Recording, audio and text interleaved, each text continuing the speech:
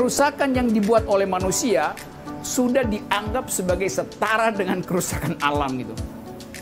Bahkan bisa lebih. Jadi disaster manusia lebih besar daripada disaster yang disebabkan oleh ketidakseimbangan alam. Apalagi di tengah negara makin tidak peduli gitu. Kita tidak pernah dengar lagi Menteri Lingkungan Hidup bicara tentang introspeksi terhadap bencana dan sebagainya gitu. Beda dengan bagaimana dulu ya kita peduli lingkungan hidup waktu Pak Emil itu jadi Menteri Lingkungan Hidup pertama. Assalamualaikum warahmatullahi wabarakatuh. Hai sahabat BWM, kembali kami hadir. Kali ini kami kedatangan tamu istimewa, yaitu seorang ekonom senior yang sudah tidak asing lagi, yaitu Bung Faisal Basri. Tentunya juga bersama Bung Rocky Gerung dan para millennials. Selamat menyaksikan, salam akal sehat. Oke, saya mau komentar sekarang ya. Oke. Silakan. Sebenarnya sih ada beberapa catatan yang dari tadi aku juga catat gitu.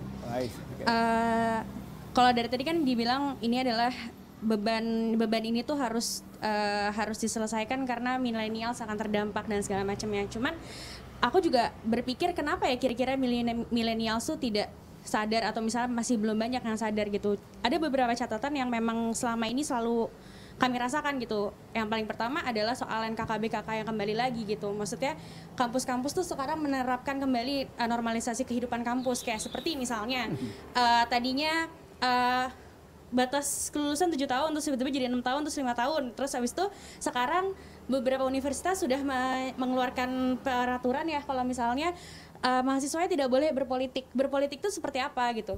Misalnya kayak katakanlah, iya kemarin ada itu, ada tanda tangan bahwa kamu tidak boleh berpolitik, fakta integritas gitu kan. Seperti apa berpolitik itu gitu. Berarti kalau misalnya gitu ketua BEM nggak boleh ganti dong ketua BEM selamanya dong yang sekarang kalau nggak boleh berpolitik, nggak masuk akal gitu yang namanya universitas saya ini kan. Nggak mulai ada pemilu. Nah tapi maksudnya itu nggak cuma terjadi di universitas kita gitu, bukan ya ada juga yang di tempat yang lain gitu. Bahkan ada beberapa universitas yang bilang kalau kamu ikut demo berarti kamu akan di DO, itu ada gitu. Dan itu banyak, nggak cuma di Jakarta doang tapi yang tempat lain juga. Itu yang paling pertama, terbatasnya ruang gerak anak-anak muda sekarang, itu yang paling pertama. Yang kedua adalah tujuan universitas itu menurut saya sekarang itu adalah mencetak buruh gitu, bukan untuk mencetak orang-orang yang bisa berpikir untuk melakukan riset, untuk dampak yang ini, dampak itu, nggak cuma untuk lingkungan, tapi untuk misalnya sebagai seorang yang peduli dengan manusia atau misalnya yang lain-lainnya gitu loh. Jadi maksudnya memang universitas, anak-anak yang lulus dari universitas adalah anak-anak yang bakalan menjadi calon buruh. Itu seperti itu yang saya lihat ya. Salah satunya dengan perubahan nama menjadi Fakultas Ekonomi Bisnis gitu kan. Itu juga sebenarnya udah jelas banget, oh oke ini tentang bisnis. Terus yang ketiga adalah soal tadi sih udah dibahas juga sama Bung Faisal Basri kalau misalnya tentang analisis AMDAL gitu. Masalahnya AMDAL ini sekarang malah lebih gampangin gitu, AMDAL-nya tuh kayak dikecilin gitu porsinya untuk para si calon-calon investor dan segala macamnya itu. Dan karena kalau menurutku karena masyarakat kita masih mentalnya kapitalistik banget gitu.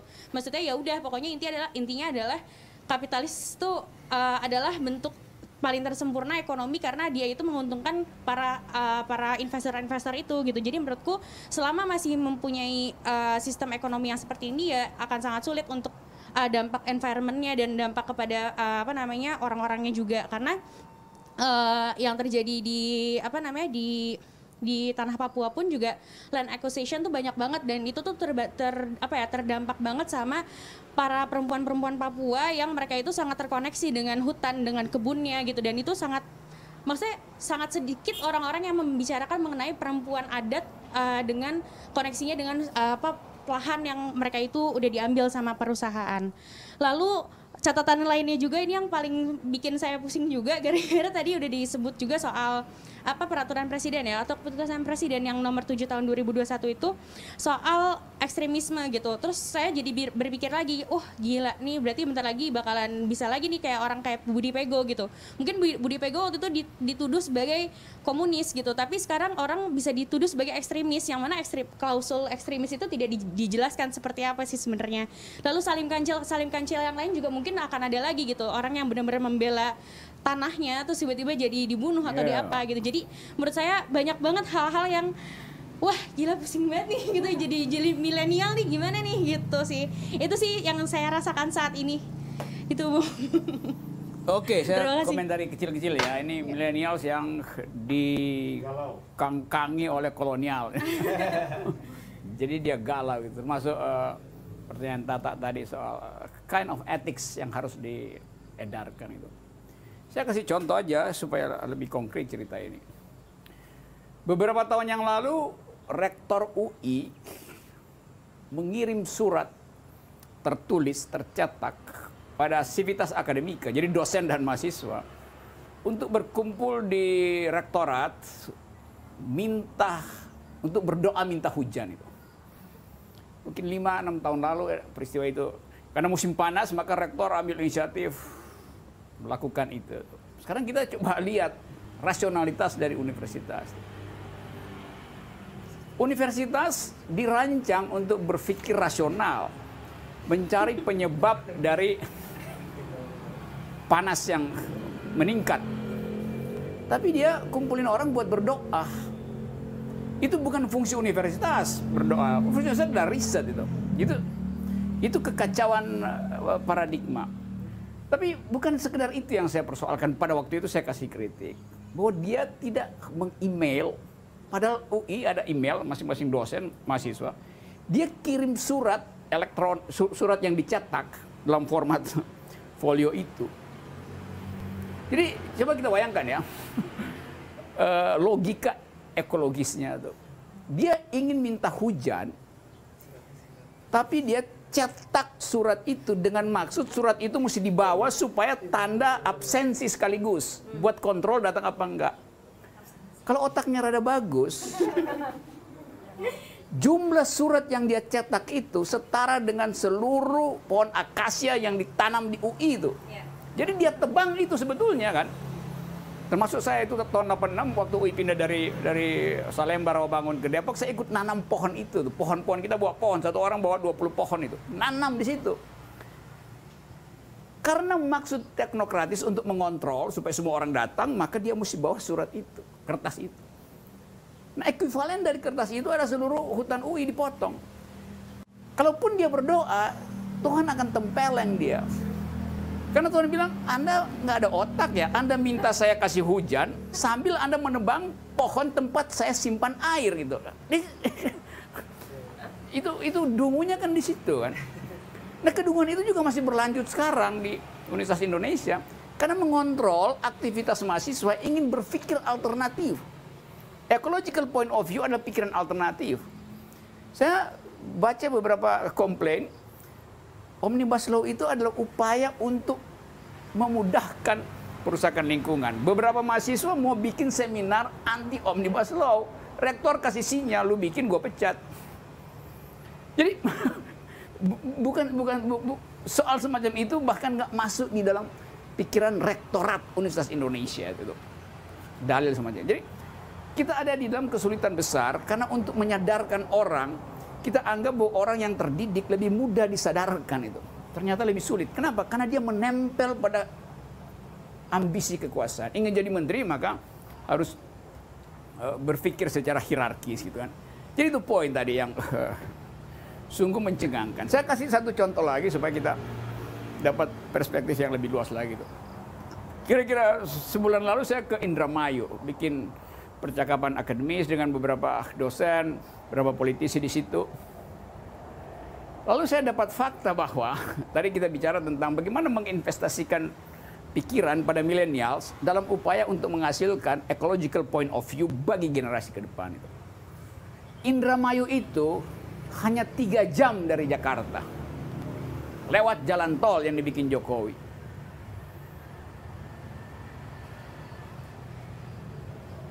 Indramayu itu ada balongan, jadi ada energi diolah di situ. Indramayu itu mensupport pangan nasional karena persawahan di situ. Indramayu itu mensupport nutrisi protein Asia Tenggara karena ada pantai sepanjang 130 km dengan ikan yang berlimpah di situ. Indramayu itu menyimpan cadangan oksigen yang bisa ditukar tambah dengan karbon melalui Gunung Ciremai itu. Berkali-kali saya naik gunung itu. Jadi lengkaplah Indramayu sebagai wilayah ekologis yang sebetulnya bermutu. Ada jalan tol lewat di situ. Ada bandara internasional di situ, di Majalengka tuh. Apa yang nggak ada di Indramayu? Yang nggak ada adalah kualitas pendidikan.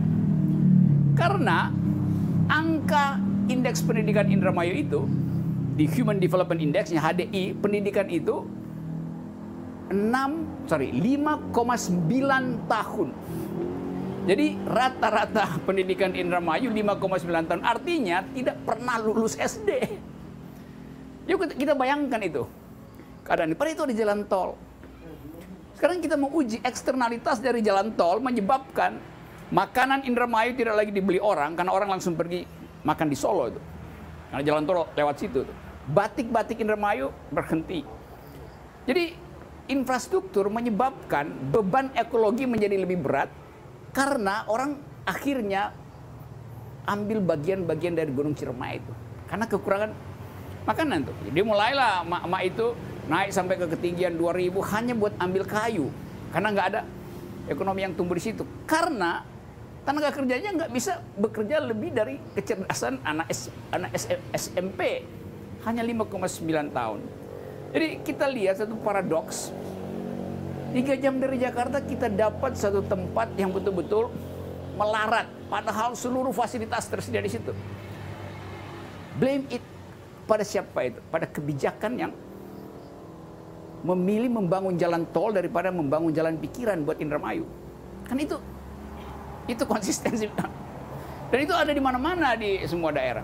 Jadi karena itu kita kasih kritik pada pemerintah bahwa ambisi infrastruktur itu sebetulnya mematikan tabungan intelektual kita untuk compete dengan masa depan itu.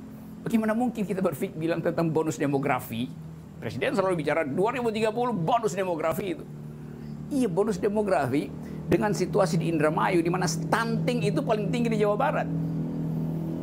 Anak perempuan itu umur 15 tahun kawin, umur 16 tahun cerai, lalu prostitut.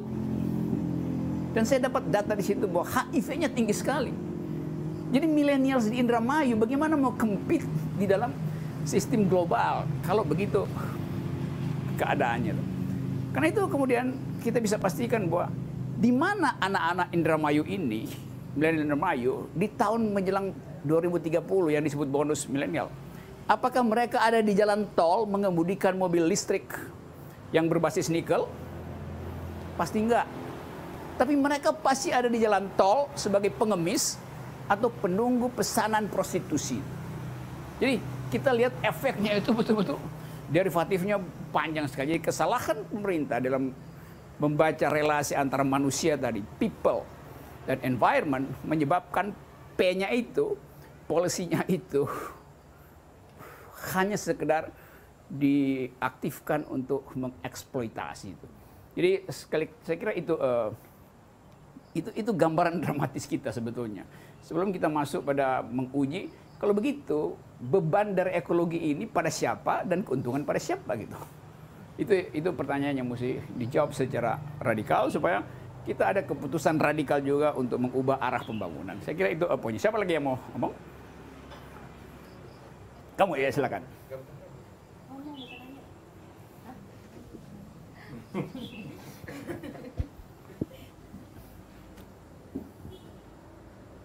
Ini tes? Ya. Gak perlu ya? Oke. Jadi setelah dengar diskusi yang cukup seru ya, ini saya mumpung dari segi budaya, tapi saya mau menanyakan bukan dari segi budaya. Kalau misalnya menurut hukum termodinamika 2 itu tidak ada sejarahnya tidak ada sejarahnya untuk turun, jadi dia akan selalu naik. Dan saya pun beranggapan bahwa dunia ini memang dirancang untuk hancur. Jadi kalau misalnya untuk mencegah itu, menurut bapak-bapak dan bung sekalian, itu gimana caranya kita untuk mencegah hal itu terjadi? Karena ya menurut saya, anggapan saya ya emang dunia ini emang suatu saat untuk hancur cepat atau lambat. Bahkan dengan keadaan seperti ini bahkan jadi lebih cepat menurut saya. Iya, saya kira itu poin yang mesti kita uji, karena memang kalau kita bicara tentang radical environmentalism, kebakaran di hutan Kalimantan itu semacam korek api aja di mata alam semesta. Jadi ya biasa aja sebetulnya dari posisi waktu alam semesta itu. Gurun Sahara itu dulu hijau, tapi kemudian berantakan. Tapi apakah Gurun Sahara berguna apa nggak berguna? Masih berguna. Karena angin akan membawa fosfor dari Gurun Sahara untuk tiba di melintasi Atlantik, tiba di hutan Amazon. Hutan Amazon di-feeding oleh fosfornya Gurun Sahara. Begitu cara kita membaca ekologi itu. Karena itu sebetulnya dengan gampang kita bilang nggak apa-apa hancur, karena bumi punya kemampuan untuk memulihkan diri, tapi dengan menghancurkan lebih dahulu. Itu pikiran geofisika begitu, semacam pertandingan entropi gitu kan. Tapi poin kita bukan itu sebetulnya. Kalau kita masuk di dalam pengertian itu, maka kita harus sama-sama going native dengan environment. Yang jadi masalahnya justru pikiran bumi itu, the intrinsic value of earth ethics, diintervensi oleh growth. Itu soalnya kan. Jadi itu yang kita persoalkan, itu yang disebut pendekatan political ekonomi yang biasa diterangkan oleh Faisal Basri. Jadi sekali lagi kita produksi pesimisme sebetulnya untuk menghasilkan alternatif gitu. Nah, dengan sendirinya, dengan gampang juga kita bilang, ya kalau bumi hancur, intelektual kita akan pergi mencari bumi yang lain, semacam parallel earth, yang kira-kira bisa ya kan, orang sekarang bisa pergi pesan tiket untuk pergi ke Mars kan. Jadi itu soal teknis. Tapi soal etisnya bukan di situ tuh. Kalau misalnya, kalau ini ruangan entropinya, atau kita sebut ini ruangan universal, ada satu semut mati di situ, maka secara teknis ruangan ini suhunya berkurang, suhu semut, karena metabolisme si semut itu berhenti, maka semutnya nggak produksi kalor lagi. Akibatnya suhu di sini turun itu, suhu ruangan itu turun. Jadi mahasiswa yang ada di ruangan itu, yang biasanya 1 jam sekali pergi kencing, sekarang dia 20 menit pergi kencing. Karena suhunya turun di situ. Ya persoalannya gampang, perbanyak aja reservoir di UI itu, supaya orang kencing terus menerus. Oh iya, tapi nggak sampai di situ logikanya tuh. Air yang berlebih di WC UI dia mengalir ke Laut Jawa. Pada saat tertentu, kalau kita lihat di bumi utara itu esnya mencair karena pemanasan global, maka naiknya 1 mm, 1 mikromilimeter Laut Jawa akibat kencing anak UI, itu bisa menimbulkan kenaikan juga 2 cm di Nederland yang kotanya di bawah air. Lalu meluaplah kota Nederland itu, Amsterdam. Sekarang bayangkan ada mahasiswa UI lagi riset untuk minta beasiswa pada pemerintah Belanda tentang hidrologi. Dia kirim email, pemerintah Belanda bilang, kita nggak bisa penuhi permintaan Anda karena komputer kami terendam air. Lalu mahasiswa ini marah-marah tuh. Dasar kolonial, dulu jajah kita, sekarang janji mau kasih beasiswa, alasannya meluap. Dia nggak ngerti bahwa karena dia kencing berlebihan, maka air di Amsterdam itu naik. Jadi ekologi bekerja begitu, dia nggak ngerti itu. Dengan kata lain, gara-gara lu injak semut itu, maka lu nggak dapat beasiswa, dungu. Begitu cara berpikir ekologis gitu. Jadi kita mau terangkan itu. Nah, hal yang lebih simpel kita bisa terangkan bahwa kebijakan pemerintah di Jakarta itu bisa menyebabkan burung-burung di Papua itu meninggal mati. Itu logikanya tuh. Jadi saya kira poin itu yang bisa kita share untuk paham the intrinsic value of ecological perspective, the very logics of yang ini yang disebut sebagai biasa anthropocene itu, anthropocene. Artinya kerusakan alam ini udah setara dengan kerusakan alam kita setara dengan gimana teranginya? Kerusakan yang dibuat oleh manusia sudah dianggap sebagai setara dengan kerusakan alam gitu. Bahkan bisa lebih. Jadi disaster manusia lebih besar daripada disaster yang disebabkan oleh ketidakseimbangan alam. Jadi ini soalnya. Saya balik lagi pada bagian akhir ke Faisal Basri untuk kasih academic notes terhadap pembicaraan kita hari ini. Silakan Faisal.